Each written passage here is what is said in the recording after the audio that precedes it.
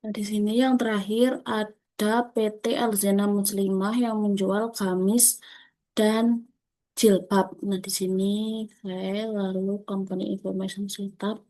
Ini PT Alzena Muslimah 224 sekali lagi 3 digit NIM saya yaitu 234 2520224.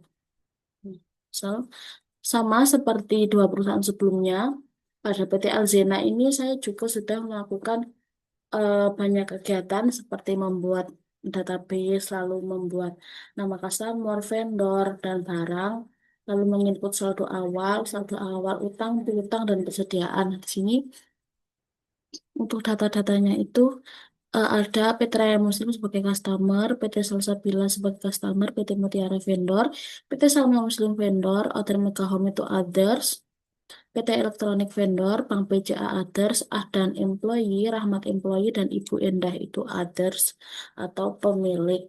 Lalu kita klik Close. Saya juga sudah membuat dua kategori data, yaitu yang pertama ada jilbab dan gamis.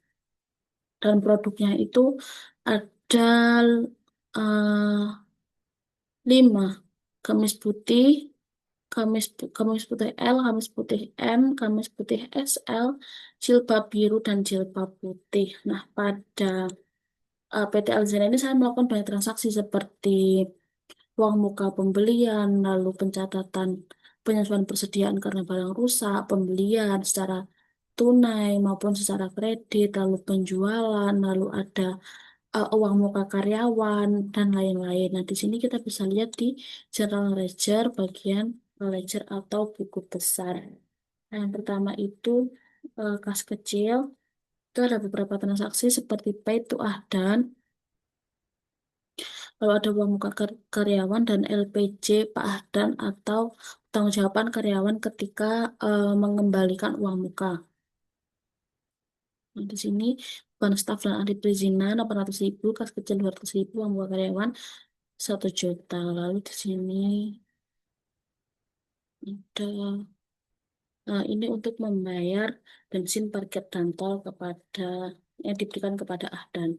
Lalu selanjutnya itu ada transaksi bank. Transaksi bank itu ada sewa dibayar di muka 2 Januari sampai 2 Januari 2018 sampai 2 Januari 2019. Lalu penulisan faktur dari customer karena di sini debit ya. Lalu payment to Mutiara atau membayar vendor, receive to from Bank BCA.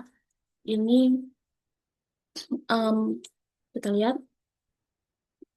pendapatan bunga bank.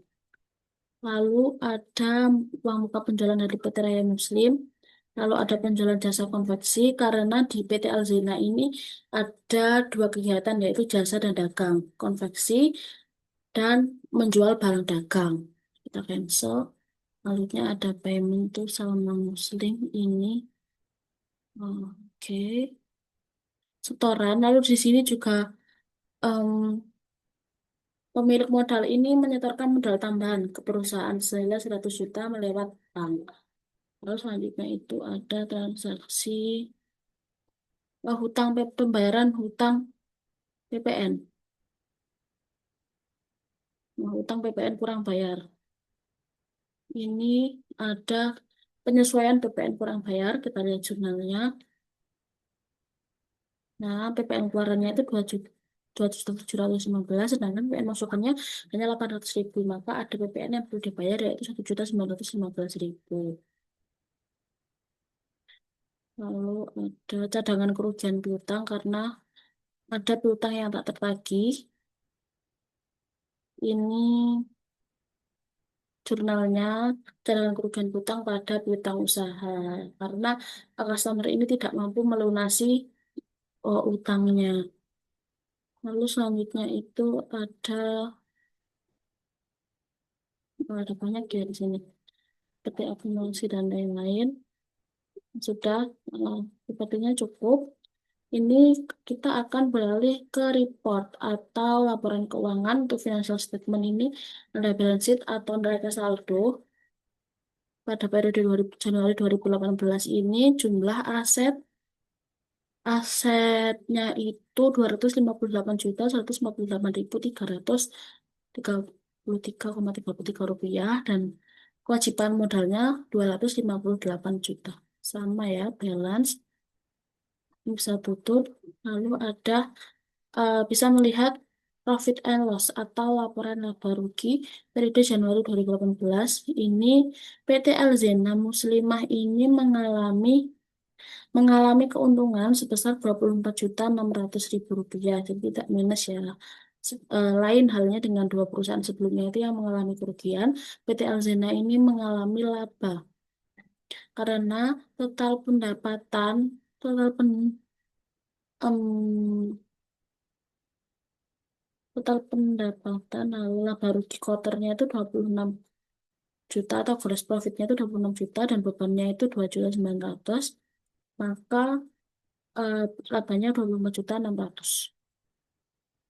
Kita close, kita juga bisa melihat cash flow atau laporan arus kas periode Januari 2018 itu ada piutang bertambah, berarti customer ini em, membayar utangnya kepada kita, maka bertambah lalu biar dibayar di muka, eh, berkurang mengurangi kas karena seperti aset kita ya, utang usaha berkurang itu berarti kita membeli secara kredit, utang pajak bertambah, lalu pendapatan usahanya bertambah, beban administrasinya eh, bertambah makanya kasnya kredit dan ada pendapatan di luar usaha senilai 1.110.000 atau pendapatan bunga bank tadi maka membuat kas ini bertambah. Lalu ada modal dari owner yang menyetorkan modal ke perusahaan senilai 100 juta maka membuat membuat kasnya atau uang di banknya itu bertambah, maka uang perusahaan pada akhir periode Januari ini senilai 203.140.000 rupiah. Kita bisa close.